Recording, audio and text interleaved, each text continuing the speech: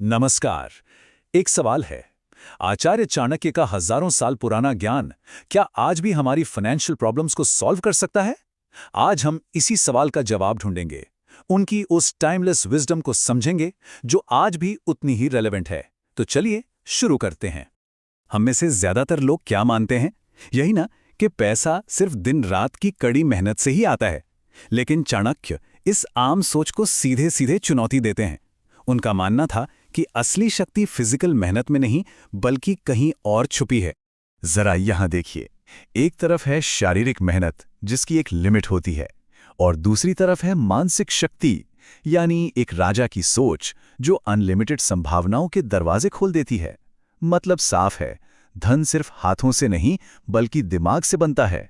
चाणक्य का मानना था कि अगर आज दुनिया की सारी दौलत गरीबों में बराबर बांट भी दी जाए ना, तो कुछ ही सालों में सब कुछ वापस वैसा ही हो जाएगा जैसा आज है। जो अमीर थे वो फिर अमीर हो जाएंगे और जो गरीब थे वो फिर से गरीब। क्यों? क्योंकि अमीरी और गरीबी सिर्फ बैंक बैलेंस में नहीं होती, वो तो हमारी सोच और बुद्धि में होती है।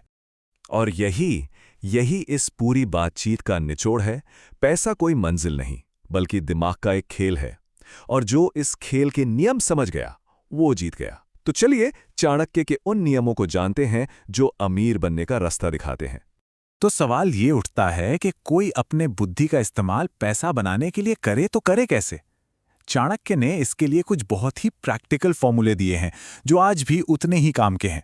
आइए उनके इन 5 सिद्धांतों पर एक नजर डालते हैं। तो ये हैं वो 5 पिलर्स जिन पर एक मजबूत फाइनेंशियल फ्यूचर बनता है। पहला, अपनी बुद्धि पर इन्वेस्ट करें। दूसरा, मौकों को पहचानें जो अक्सर मुश्किलों का नकाब पहनकर आते हैं। तीसरा, ये समझें कि समय पैसे से कहीं ज्यादा कीमती है। चौथा, पैसा आने से पहले उसे संभालने की तैयारी करें। और पांचवा, अपनी संगत सुधारें, क्योंकि हम वैसे ही बन जाते हैं जिनके साथ उठते बैठते हैं। देखिए, पैसा कमाना एक बात है, लेकिन उसे अपने पास टिका कर रखना वो अक्सर ज्यादा मुश्किल काम होता है।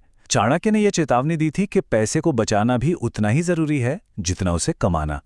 और सबसे बड़ा खतरा वो अक्सर हमारे सबसे करीबी लोगों से ही आता है। अभी एक ऐसी सिचुएशन है जिससे हम सब कभी ना कभी गुजरते हैं। दोस्त और रिश्तेदार पैसे उधार मांगते हैं और हम भावनाओं में आकर रिश्ते की खातिर अक्सर हाँ कह देते हैं। लेकिन चाणक्य के अनुसार ये एक बहुत बड़ी गलती हो सकती है। विष्णुदास की ये कहानी एक सबक की तरह है। उसने रिश्ता बचाने के लिए पैसे दे दिए, लेकिन आखिर में क्या हुआ? न पैसा बचा न रिश्ता। ये कहानी हमें इमोशनल होकर लिए गए फाइनेंशियल फैसलों के खतरों के बारे में साफ साफ बताती है। जब आप किसी को पैसे उधार देते हैं और वो लौटा नहीं पाता, तो जानते हैं क्या होता है? आप ही विलन बन जाते हैं। उधार उस दीमक की तरह है जो धीरे धीरे चुपचाप रिश्ते की नींव को खा जाती है और एक दिन सब कुछ ढह जाता है। तो फिर इस मुश्किल सिचुएशन को हैंडल कैसे करें? चाणक्य ने कुछ बहुत ही प्रैक्टिकल स्ट्रैटेजीज दी हैं जो हमें बिना किसी को नाराज किए ना कहने में मदद करती हैं। ये सिर्फ बहाने नहीं बल्कि सॉलिड स्ट्रैटेजीज हैं। पहला, थोड़ा समय मांगें, इससे आपको सोचने का मौका मिल जाएगा। दूसरा, सवाल पूछें, इससे सामने वाले की नीयत का पता चलता है। तीसरा, कोई सिक्योरिटी या गारंटी मांगे, ये उनकी कमिटमेंट को टेस्ट करेगा। चौथा, ये बता दें कि पैसा कहीं इन्वेस्टेड है, इससे बात बिना किसी टकराव के टल जाती है। और आखिर में, अगर जरूरत सच में बहुत बड़ी है तो उधार देने के बजाय एक छोटी सी रकम मदद के तौर पे दे दें जिससे वापस लेने की उम्मीद ना हो। इससे आपका रिश्ता भी बचेगा और आपकी जमा पूंजी भी। इन सारी स्ट्रैटेजीज के पीछे एक बहुत गहरी फिलॉसफी छिपी है। ये सिर्फ पैसे बचाने के बारे में नहीं है, ये इस बात को समझने के बारे में है कि सच्चे रिश्ते आखिर किस बुनियाद पर टिके होते हैं। तो चाणक्य का ये सवाल सोचने पर मजबूर करता है कि अगर सिर्फ पैसे ना देने से कोई रिश्ता टूट जाए तो क्या वो सच में कभी एक रिश्ता था भी? ये एक बहुत पावरफुल आइडिया है जो हमें रिश्तों की असली कीमत और पैसे की भूमिका पर गहराई से सोचने के लिए कहता है। शायद आखिर में खुद की और अपने धन की रक्षा करना एक ही बात है।